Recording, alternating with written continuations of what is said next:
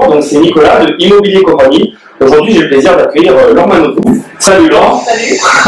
Alors, je vais te laisser te présenter d'abord, brièvement, et ensuite je vais te poser quelques questions. Je te laisse la parole. J'ai pas l'habitude de me présenter parce que tout le monde me connaît, donc du coup je sais pas quoi dire. Eh bien, ça va être intéressant. Ancienne sportive de haut niveau. D'accord. Et en reconversion.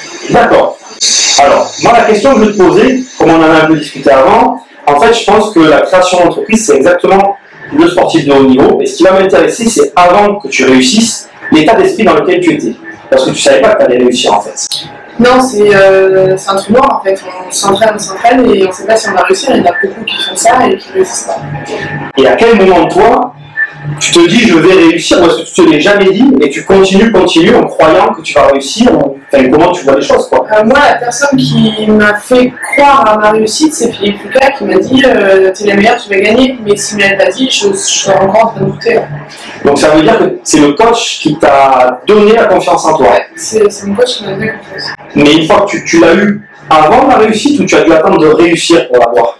Je l'ai eu juste avant les Jeux Olympiques d'Athènes, donc c'était quoi, un mois avant. Un mois avant, ouais. Tu as commencé à avoir confiance en toi et à te dire...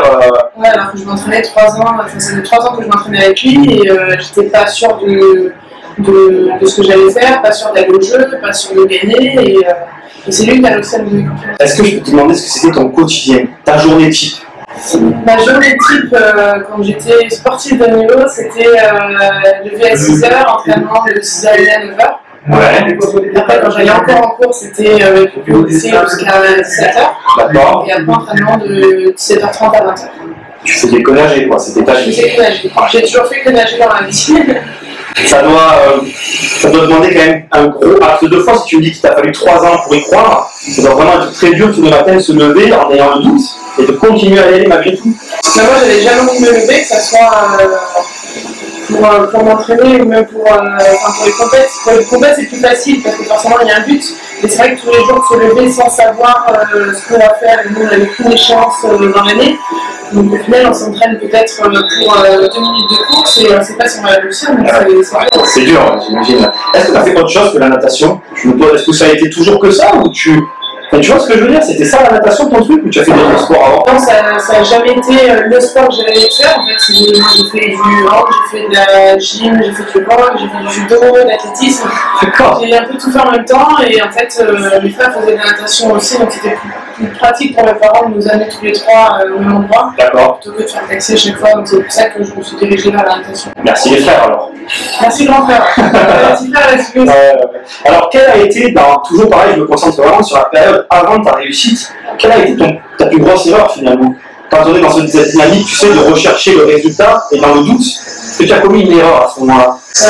Ma plus grosse erreur, c'était de ne pas écouter tout le temps mon coach, justement, c'était d'en faire qu'à ma tête aussi parce que j'étais jeune, mais de connaître mon corps, donc je ne poussais pas à bout. En fait. Je faisais 2 entraînements sur 12 dans la semaine qui étaient bien et le reste c'était à la trappe.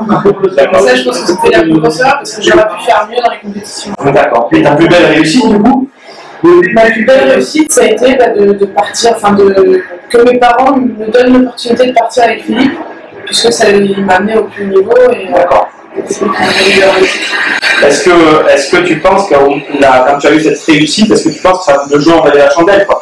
Toi, par rapport à ce travail, est-ce que à ce moment-là, tu te dis c'est bon, c'est ça, c'est... Il y avait beaucoup de travail, mais pour moi c'était normal, en fait, ça faisait partie de ma vie, c'était mon travail, je faisais ça, j'aimais gagner, donc c'était normal. Et alors, je vais te poser une question par rapport à, tu vas dire que tu aimais gagner, mais la natation en l'occurrence, bon ça je le sais un petit peu à ton niveau, mais il n'y a pas de rapport d'argent, tu as passé énormément de temps sans jamais avoir aucun rapport avec de l'argent en fait. Mais en fait c'est difficile de gagner sa vie en natation, et maintenant c'est un peu plus médiatisé. Mais avant, c'était compliqué. C'était même après les Jeux Olympiques d'Athènes, moi j'avais 17 ans et on ne pouvait pas en vivre. Donc forcément, on est dans ce truc-là, il ne faut faire attention parce qu'on est jeune et qu'on ne va pas se projeter dans 10 ans. Mais maintenant, c'est vrai que c'est différent. Mais à 17 ans, c'était compliqué. Mais du coup, ça t'a quand même appris à ne pas travailler pour de l'argent. Parce que tu travaillais plus qu'une personne normale, sans avoir un rapport à l'argent, donc tu vas plus agir par passion peut-être maintenant.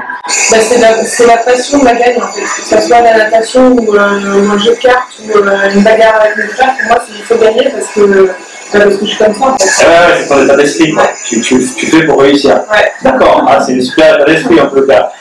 Alors aujourd'hui, tu vois, qu'est-ce qu'on doit te souhaiter pour l'avenir?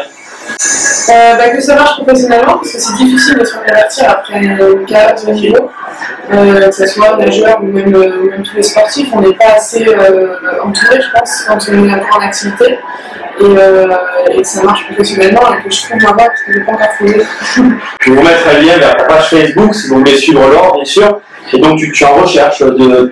J'essaye un peu tout en fait. J'ai une chronique sur une chaîne télé, je vais être consultante pour France Télé avec la championnat du monde. D'accord. Je fais des choses de photos, enfin je fais un petit peu tout parce que j'essaye de chercher et de trouver. Je travaille un petit peu avec les animaux, j'aime beaucoup les animaux, les enfants, donc j'essaie de regrouper un peu tout ça et faire quelque chose qui me plaît. D'accord. Je vais te poser une question bizarre parce que j'adore ça. Imaginons que je t'offre un cadeau et que tu ne l'aimes pas. Qu'est-ce que tu en fais? C'est vraiment. Ah oui, c'est là, on me l'avait jamais dit. Au moins comme ça. D'accord. Et donc, qu'est-ce que j'allais te dire d'autre? Donc là, tu es dans cette recherche professionnelle et le sport, c'est fini? Ou tu essayes autre chose quand même? Là, j'ai dû m'arrêter pendant un mois d'un an parce que j'ai cassé une moto, donc j'étais un peu blessée. Rien de très grave, mais je ne peux pas faire de sport, donc du coup, je recommence un petit peu à courir et faire du vélo, faire des sports plaisir en fait, où je suis dans la nature parce que j'aime beaucoup ça. D'accord. Et j'essaie de pas trop m'enfermer dans les piscines parce que ça c'est un peu trop le corps et j'en ai un peu trop mal. Non, je te remercie de nous avoir reçus. Voilà. Je remets un lien ici vers ta page Facebook et puis on te souhaite tout le meilleur pour la suite. Merci. Voilà. Merci. Au revoir. Hey! Pensez à aimer, partager et commenter cette vidéo. Et c'est pas fini. En cliquant juste ici ou là, vous allez accéder à une série de 9 vidéos gratuites sur l'indépendance financière. On se retrouve de l'autre côté.